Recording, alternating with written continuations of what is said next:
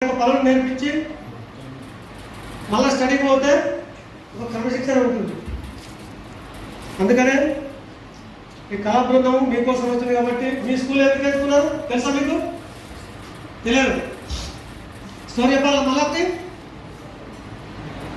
చెప్పాలా? ఎప్పుడింటికి వాళ్ళు చూస్తారు అంతేనా? ఒక 15 రోజుల కిందట ఇదే స్కూల్లో ఇంత చక్కగా ఇద్దరు పిల్లలు పిలిపించేసి దొంగతనం చేస్తే జీవితాంతం దొంగలుగా మాత్రమే చెప్పడం జరిగింది. చెప్పినా కదా? ఇద్దరు పిల్లలు ఇక్కడ పిలిపించేసి స్కూల్లో దొంగతనం అయితే జీవితాంతం వాళ్ళు దొంగలుగా వస్తారని చెప్పారా? అంత చెప్పిన తర్వాత కూడా 15 రోజుల కింద ఇదే మన చికెన్ సెంటర్ చికెన్ దొంగిలి ఇచ్చేసారు. మీ గురువు లేదు ఇంకా ఎందుకు? ఇంతకుముందు లాస్ట్ ఇయరే చెప్పారు, మళ్ళా నెక్స్ట్ మళ్ళా చేశారు. మీకు కూడా జైలు ఉంటాయి. మీరు అనుకున్నంత ఈజీ కాదు. మేమేదో చూసిస్తున్నంత చెప్పిన వరకే. లేకుంటే మేమంటే ఒకవేళ వాళ్ళ ఎవరైనా దొంగతనం చేయడం వాళ్ళందరూ దరఖాస్తు ఇస్తే ఖచ్చితంగా మిమ్మల్ని నిజామాబాద్ జైలు పంపించడం ఉంటుంది. అది గుర్తుపెట్టుకోండి, ఏముండదు. అందుకనే ప్రతి ఒక్కరూ ఏదైతే మీ గురువులు చెప్తారో అది పాటించుకుని ఒక క్రమశిక్షణ ఉండి ఎగటాలుగా మాట్లాడదు. వాళ్ళే ప్రతి ఒక్కరికి వస్తాయి. రాదా? రాదా? వస్తారా? చెడ్డమాట రావా? అయ్యో రోజేనా వస్తారా? మరి అది నేర్చుకున్నప్పుడు మరి మంచి పని ఎందుకు నేర్చుకోవడం? అది కూడా రావాలి కదా. అందుకనే ఈ యొక్క ప్రోగ్రాము మీకోసం మీ స్కూల్ వాళ్ళ కోసం తీసుకోవడం జరిగింది, ఇక్కడ ఎంచుకోవడం జరిగింది. వాటి గురించి కూడా చెప్తారు సార్. మంచిగా కళాత్మకంగా దొంగతనం చేస్తే ఎట్లా ఉంటుందని చెప్పి కూడా చెప్తారు. జాగ్రత్తగా కానీ ఈ అవకాశం కల్పించినటువంటి కళాబృందానికి అదేవిధంగా ఉపాధ్యాయులకు అందరికీ నా ఉదయం నమస్కారం తెలియజేస్తూ మోగిస్తున్నారు. మూఢనమ్మకాలు కానీ సీటింగ్ కానీ మీకు ఏ ఇబ్బంది ఉన్నా కూడా కళ్ళ రూపకంగా మీకు కళ్ళకు కట్టినట్టు చూపిస్తారు. దాన్ని మీరు జాగ్రత్తగా వినాలి, పాటించాలి. మీతో పాటు మీ పక్క వాళ్ళు కూడా చెప్పేసి మూఢనమ్మకాలు ఎవరు చెప్పాలి. దాంతోపాటు మీరు కూడా పాటించాలి. ఎప్పుడు మూఢనమ్మకాలు వస్తాయి చెప్పండి, ఎవరు చెప్తారు? మనం ఎప్పుడైతే ఇంట్లో పరిశుభ్రంగా ఉండకపోవడంతోనే వాళ్ళు శాతపడి వేసారు, వీళ్ళ శాతపడి వేసారు అని చెప్పేసి పక్క వాళ్ళ మీద చెప్తాడు. అంతేనా? మనం మంచిగా నీట్గా మన తాగే నీళ్ళు, తినే ఆహారము, ఒక క్రమశిక్షణ మనం ఇంట్లో ఉన్నట్లయితే ఎటువంటి బీమా రాదు, ఎటువంటి ఆలోచన రాదు. అదే నువ్వు తాగే నీరు, తినే తిండి, ఇంటి పక్క పరిశుభ్రత కరెక్ట్ లేకపోతే ఎంతసేపు వాళ్ళు ఎప్పటి నా ఇంటి మీద చూస్తారు అని చెప్పేసి సాధపడి చేస్తారని చెప్పేసి ఎందుకు పెడతారు? దేవుడు తింటారా? ఏం తింటారా? ఏం తింటది? ఏం తింటది? ఎందుకు పెడతారు? అక్కడ పెడితే మనకి మోసం వస్తుందా? ఏమైనా లాస్ అవుతామా? మరి మేము రోజు దాని మీద తిరుగుతున్నాం కదా. ఇప్పుడు చేతపడి చేయాలంటే మేము గత 35 సంవత్సరాల నుంచి నేను మార్పుల గ్రామంలో ఆదివాసీ ఏరియాలో దిగాను. లంబాడ పోయ నానా జాతుల దగ్గర దిగాను. ఎంతో మంది ఇచ్చాను, ఎంతో మంది క్రమశిక్షణ నేర్పించాను. మరి వాళ్ళు నాకు ఎందుకు చేతపడి చేయలేదు? శాతపడేది ఒకటి మూఢనమ్మకము, అది దృష్టిలో పెట్టుకోవద్దు. ఇంతకు ముందు ఎవరి ఇంట్లో ఆరోగ్యం బాగలేక చనిపోతారు. ఏమంటే ముందు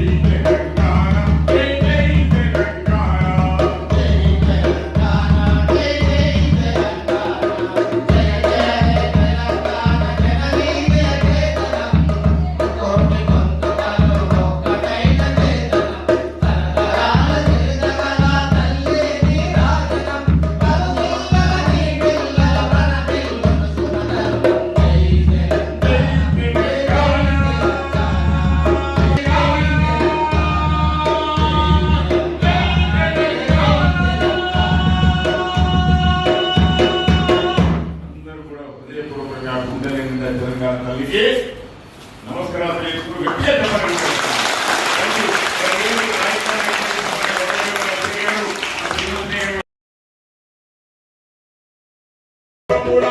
ఆడదంటే అమ్మ రూపమురా, ఆడదంటే అమ్మ రూపమురా, అమ్మ బలములు అవాంఛ చేయకురా, ఆడదంటే అక్క చెల్లెలురా, వారి కన్నదంతలు మీరు వందించరా,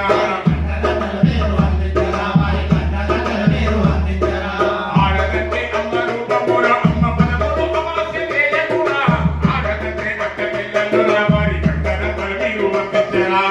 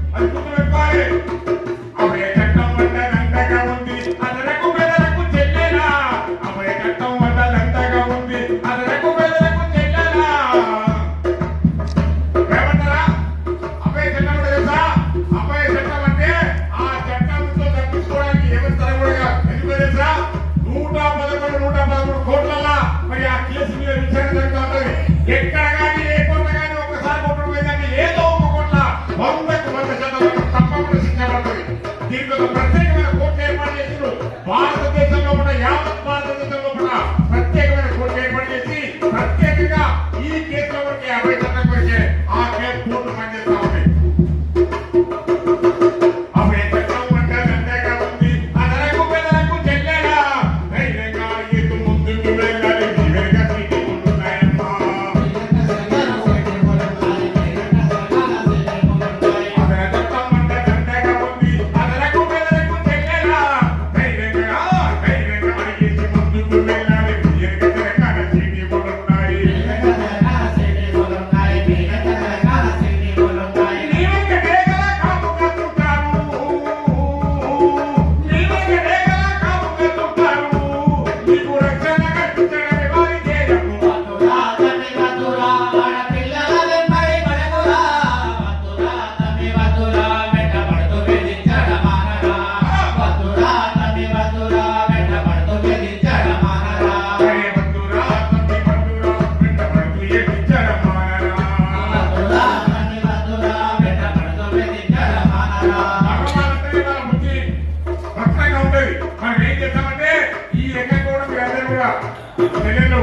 పిల్లలు మీరందరూ కూడా ఈ పిల్లలు